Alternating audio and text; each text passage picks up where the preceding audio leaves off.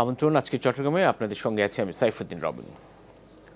চট্টগ্রামে পেঁয়াজের খুচরা ও পাইকারি বাজার কিছুটা স্থিতিশীল। স্থলবন্দরে আটকে থাকা চালান ছাড় হয়েছে, এই খবরের প্রভাব পড়েছে বাজারে।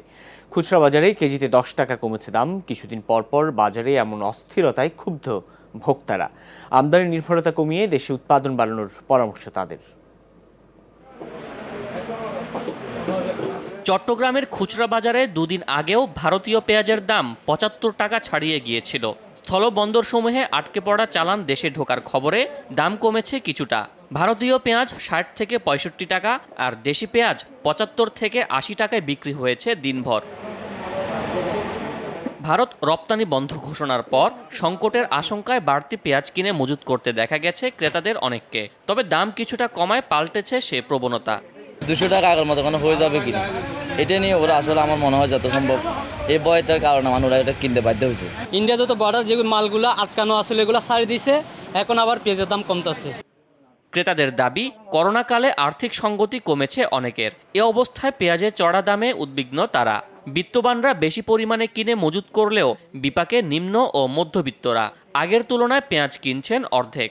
৬০-৭০ টাকা করে পেঁয়াজ এক কেজি গত 2-3 দিন ধরে বেড়ে যাচ্ছে, যার কারণে খুব করোনা পরিস্থিতির মধ্যে এই সংকটময় সময়ের মধ্যে খুব কষ্ট হচ্ছে আমাদের। যেখানে 5 কেজি নিতাম এখন 2 কেজি নিচ্ছি, এরকম একটু দাম হিসাবে একটু কমাই নিতেছি, বা আগে একটু কম ছিল 1 কেজি নিছি। কিছুদিন পর পর ভারতীয় পেঁয়াজ নিয়ে এমন অস্থিরতায় ক্ষুব্ধ ভোক্তারা। বিকল্প বাজার থেকে পেঁয়াজ আমদানি এবং দেশে উৎপাদন বাড়ানোর দিকে জোর দেওয়ার পরামর্শ তাদের। এখন একটু অস্থির হয়ে গেছে যেহেতু ইন্ডিয়ান পেঁয়াজটা বন্ধ করে দিয়েছে ইম্পোর্ট। ইন্ডিয়া ছাড়া কোনো আরও তো অন্য রাষ্ট্রতে আমদানি করতেছেন, এই জন্য পেঁয়াজের কয়েকদিন বাদে বাদে পেঁয়াজের দাম বাড়তেই আছে। যে এরকম ভারত থেকে আনা হচ্ছে সেটা আমাদের দেশে হবে না কেন? বিভিন্ন স্থলবন্দরে আটকে থাকা পেঁয়াজের চালান 2-1 দিনের মধ্যে চট্টগ্রামের বাজারে আসবে বলে জানান খাতুনগঞ্জের ব্যবসায়ীরা। আর বিকল্প 6টি দেশ থেকে আমদানি করা পেঁয়াজ ঢুকতে শুরু করবে আগামী সপ্তাহ থেকে। শোয়েব রহমান, যমুনা নিউজ, চট্টগ্রাম।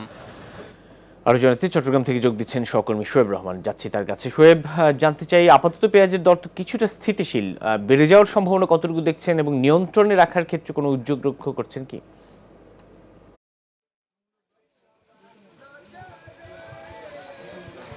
হ্যাঁ রবিন, চট্টগ্রামে আসলে গত দুদিন ধরে কিছুটা নিম্নমুখী পেঁয়াজের বাজার।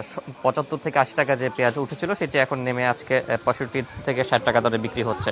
এবং ব্যবসায়ীদের সাথে আমরা কথা বলেছিলাম, খুচরা এবং পাইকারি উভয় ব্যবসায়ীর সাথে। তারা যেটি বলছেন যে আসলে স্থলবন্দরে আটকে পড়া চালান ছোটার খবরেই আসলে পেঁয়াজের দাম কিছুটা নিম্নমুখী হয়েছে এবং সেই চালানগুলো যখন চট্টগ্রামের বাজারে পুরোপুরিভাবে প্রবেশ করবে তখন হয়তো বা দাম আরও কিছুটা কমতে পারে বলে আভাস দিয়েছেন এখানকার যারা ব্যবসায়ী রয়েছেন তারা। এবং একই সাথে বলছেন যে দেশি পেঁয়াজ যেটি রয়েছে সেটি আসলে বর্তমানে ৮০ টাকা করে বিক্রি হচ্ছে, সেটিও হয়তো বা তখন কিছুটা কমে যেতে পারে।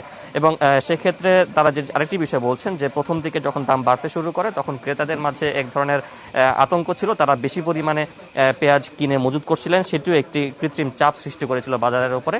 এবং এই মুহূর্তে আসলে সেই চাপটি নেই, পেঁয়াজ কমার খবরে কিছুটা স্বস্তি রয়েছে ভোক্তাদের মাঝে এবং এই কারণে বাজারে কিন্তু আসলে ক্রেতাদের তেমন একটা ভিড়ও নেই, যে কারণে ব্যবসায়ী যারা রয়েছেন তারা বাধ্য হচ্ছেন আসলে কিছুটা কম দামে পেঁয়াজ বিক্রি করতে। এবং একই সাথে বিভিন্ন দেশ থেকেও কিন্তু পেঁয়াজ আমদানির উদ্যোগ নেওয়া হয়েছে, যে সেই চালানগুলো আসতে সপ্তাহখানেকের মতো সময় লাগবে। সেগুলো যদি আসে সেক্ষেত্রে দাম আরও কিছুটা কমতে পারে বলে আশা প্রকাশ করছেন এখানে যারা ব্যবসায়ীরা। তবে যারা ক্রেতা রয়েছেন তাদের একটি দাবি হচ্ছে যে আসলে এই করোনার সময়টাতে অনেকেরই আর্থিক অবস্থা কিছুটা নাজুক, সেই অবস্থায় আসলে পেঁয়াজের দামের যে অস্থিরতা চলছে সেই ক্ষেত্রে বাজার তদারকির একটি দাবি ছিল, কিন্তু খুব একটা তদারকি কিন্তু আমরা দেখিনি। যখন প্রথম দিকে দাম বাড়তে শুরু করে তখন কিছুটা তদারকি ছিল বাজারে, ভ্রাম্যমাণ আদালতের অভিযান ছিল, কিন্তু এই মুহূর্তে আসলে সেটি কিছুটা স্তীমিত হয়ে এসেছে। এবং যারা ভোক্তা সাধারণ রয়েছেন তারা দাবি করছেন যে এই অভিযান যাতে আবারও পুনরায় নিয়মিতভাবে চালু করা হয়। ধন্যবাদ সহকর্মী শোয়েব রহমান, জানাচ্ছিলেন চট্টগ্রাম থেকে পেঁয়াজের বাজারের খবর। চট্টগ্রামে নতুন করে করোনায় আক্রান্ত হচ্ছে 43 জন, মারা গেছেন 1 জন। জেলা সিভিল সার্জন কার্যালয়ের তথ্য, 24 ঘন্টায় চট্টগ্রামের 6টি এবং কক্সবাজারে একটি ল্যাবে 1125টি নমুনা পরীক্ষায় 43 জনের শরীরে করোনা সংক্রমণ ধরা পড়ে। চট্টগ্রামে এখন পর্যন্ত মোট 94,981 জনের নমুনা পরীক্ষা করা হয়েছে, এর মধ্যে 18,117 জন পজিটিভ। শনাক্তের হার 19.06%। 24 ঘন্টায় 1 জন সহ এখন পর্যন্ত চট্টগ্রামে করোনায় মৃত্যু হয়েছে 282 জনের, আর সুস্থ হয়েছেন 14,288 জন। কয়েদিদের স্বাস্থ্য সুরক্ষা নিশ্চিত করতে high flow oxygen 2000 piece mask সহ বিভিন্ন সুরক্ষা সামগ্রী বিতরণ করা হয়েছে চট্টগ্রাম কেন্দ্রীয় কারাগারে। ডিআইজি প্রিজন্স ফজলুল হক চৌধুরী এবং জেলার রফিকুল ইসলামের হাতে এইসব সুরক্ষা সামগ্রী হস্তান্তর করেন চট্টগ্রাম মহানগর আওয়ামী লীগের যুগ্ম সাধারণ সম্পাদক এবং সিটি নির্বাচনে আওয়ামী লীগ মনোনীত মেয়র প্রার্থী রেজাউল করিম চৌধুরী। কারাবন্দীদেরকে করোনা থেকে রক্ষায় এ উদ্যোগ বলে জানান তিনি। এ সময় তিনি কারা পরিদর্শক আজিজুর রহমান জানান, জিনাত সোহানা এবং ইয়াসিন কোচ সহ অন্যরা উপস্থিত ছিলেন।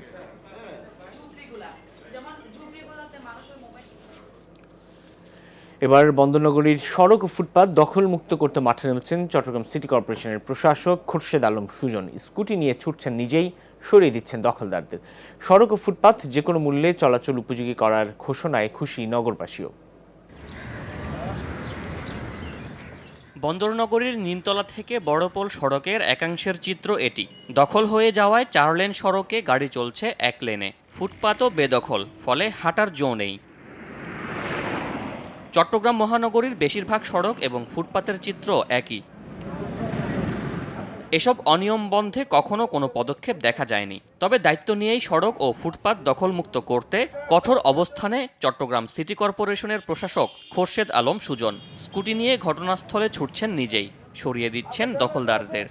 যে যত বড় শক্তিশালী হোক না কেন, আজকে তাদেরকে আমি শেষ বার্তা দিয়ে যাচ্ছি, চলার পথে যারা কাটা হয়ে দাঁড়াবেন, সে গাড়ি হোক, সে মানুষ হোক, সে কোনো দ্রব্যাদি হোক, আমরা কাউকে ছাড় দেব না।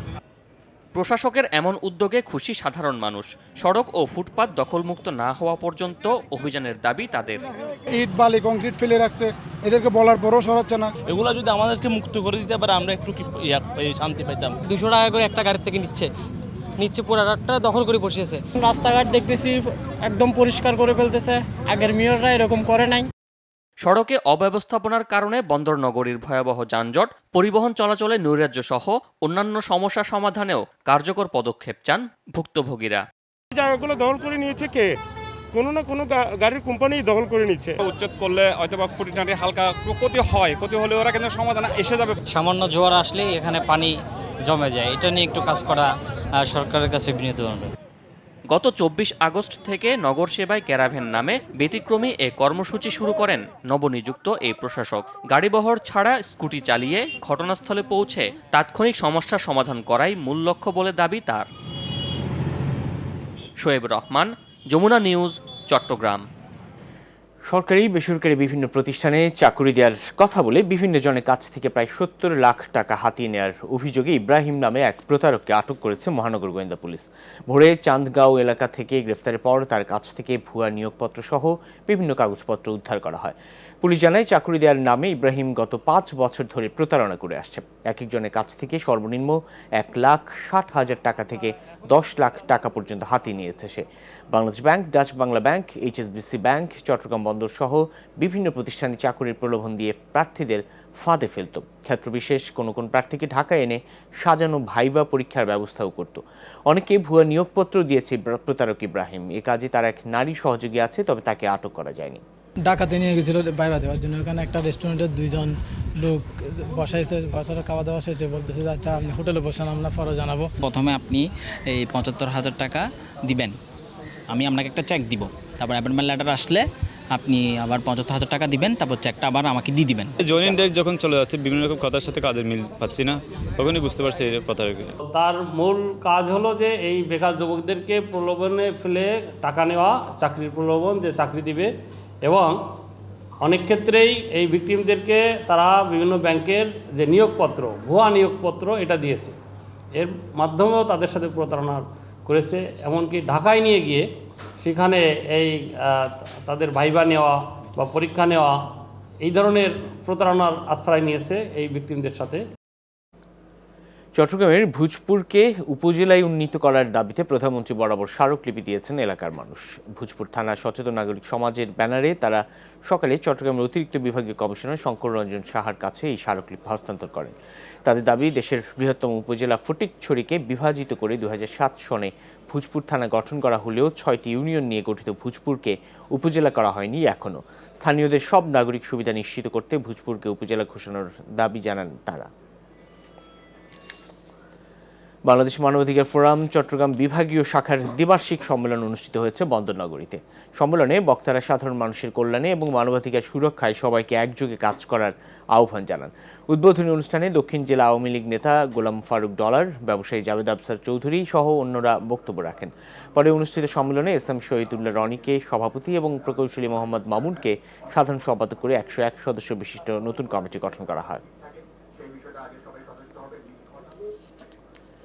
সিন্ডিকেট করে অতিরিক্ত দামে বরফ বিক্রির প্রতিবাদে কক্সবাজার ফিশারি ঘাটে অনির্দিষ্টকালের জন্য মাছ বেচাকেনা বন্ধ ঘোষণা করেছেন ব্যবসায়ীরা। সকালে কক্সবাজার মৎস্য অবতরণ কেন্দ্রে মানববন্ধন ও প্রতিবাদ সমাবেশ করে এই সিদ্ধান্ত নেওয়া হয়। ব্যবসায়ীদের অভিযোগ, একটি বরফ তৈরিতে খরচ হয় 40 থেকে 42 টাকা। সিন্ডিকেট করে 300 টাকা থেকে 400 টাকা পর্যন্ত বরফ বিক্রি করছে মালিকেরা। এতে ভয়াবহ ক্ষতির সম্মুখীন হচ্ছেন ব্যবসায়ীরা। লাভের বিপরীতে গুনতে হচ্ছে লোকসান। বরফের স্বাভাবিক দর ফিরিয়ে না আনা পর্যন্ত মাছ কেনাবেচা বন্ধ রাখার সিদ্ধান্ত নিয়েছেন তারা।